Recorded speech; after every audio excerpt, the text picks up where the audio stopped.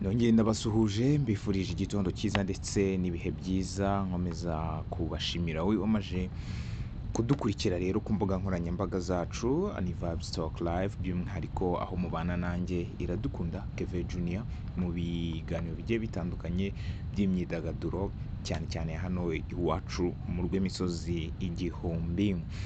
Munyemerero tuze kugaruka ni imwe mu nkuru yamaje gukwirakwira ahantu henshi hagiye hatandukanye ivuga kuri uyu muhanzi ukomeye Niyo Bosco, akaba ari umwe mu bahanzi bamaje gufata indi ntera. Rero ku mugoroba washize nibwo yambikaga impeta umukunzi we bamaranye igihe bakundana, akaba ari umukunzi witwa Mukamisha Irene, umukunzi mwiza cyane, umukobwa mwiza cyane kabisa. Ngira ngo niwe tugiye kuvugaho, niwe tugiye kuganiraho, aho tuza kureba ukuntu byari byifashe. Ngira ngo bamwe mwamaje kubibona kuri social media zigiye zitandukanye. Ubusanzwe rero reka gatoya tubanze tugaruke ku buzima bw'uyu muhanzi Niyo Bosco. Tubanze turebe Niyo Bosco ni muntu ki, yatangiye umuziki igihe ki, indirimbo ze turebe ni izihe kugira ngo byibuze mubashe gusobanukirwa agaciro uyu mukobwa yaba yarabonyemo Niyo Bosco. Uyu mukobwa rero witwa Mukamisha Irene ni umwe mu bakobwa ngira ngo bazi kwitegereza ndetse bakareba kure. Yamaje kwihitiramo umukunzi bazabana, ngira ngo ibihe byose aho bazaba bafatanya mu kubaka umuryango cyangwa se urugo. Buriya gufata icyemezo nk'iki ngiki ntago ari ibintu ntekereza biba byoroshye kuri buri muntu wese, cyane cyane abagabo muzi ukuntu ari imvune ikomeye, cyangwa se muzi ukuntu ari umwanzuro ukomeye cyane kuba wafata iki cyemezo. Rero ni nyuma y'igihe bakundanye babana mu rukundo, ntago nshaka kuvuga babanaga mu rugo, ahubwo babana nk'umukunzi, babaga mu rukundo rwabo ubwabo. So uwitwa rero Niyo Bosco yaje kubona ko igihe kirageze agomba kwambika impeta umukobwa.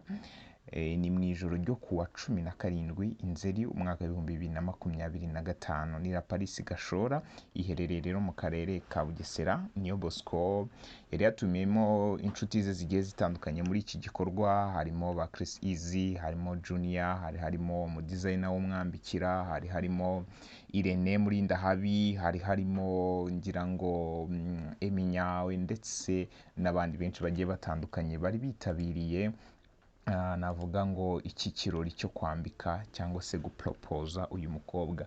Niyo Bosco tumuzi mu ndirimbo nyinshi nka Seka, tumuzi mu ndirimbo nka Daddy God, tumuzi mu ndirimbo nyinshi zigiye zitandukanye yagiye ahimbira abanyarwanda, zagiye zirushaho kugenda zigacisha hano mu Rwanda, ndetse n'umwe mu bantu tuzi b'abahanga mu kwandika ndetse no gucuranga gitari, aho afasha abahanzi bagiye batandukanye mu kwandika indirimbo.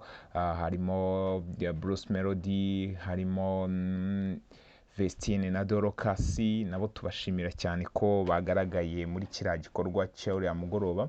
Vestine ngira ngo yari ari kumwe n'umugabo we bamaze igihe barushinze. Rero uwitwa Niyo Bosco afite YouTube channel uyu munsi wa none anyuzaho ibihangano bye byose, aho hariho indirimbo cyangwa se hariho ibihangano bigera kuri 28 birimo indirimbo yagiye akora nyinshi zigiye zitandukanye. Afite kandi ibihumbi bisaga 365 bimukurikirana kuri iyi social media. Zimwe mu ndirimbo ze zakunzwe cyane ni indirimbo yitwa Uzubigenza ute, ni indirimbo imaze kurebwa na miliyoni 6 n'abantu 100. Ngira ngo ni indirimbo abantu bakunze cyane, imaze imyaka 5, ubwo ni nayo already amaze mu muziki kuko tuhita tubara asohora igihangano cya mbere.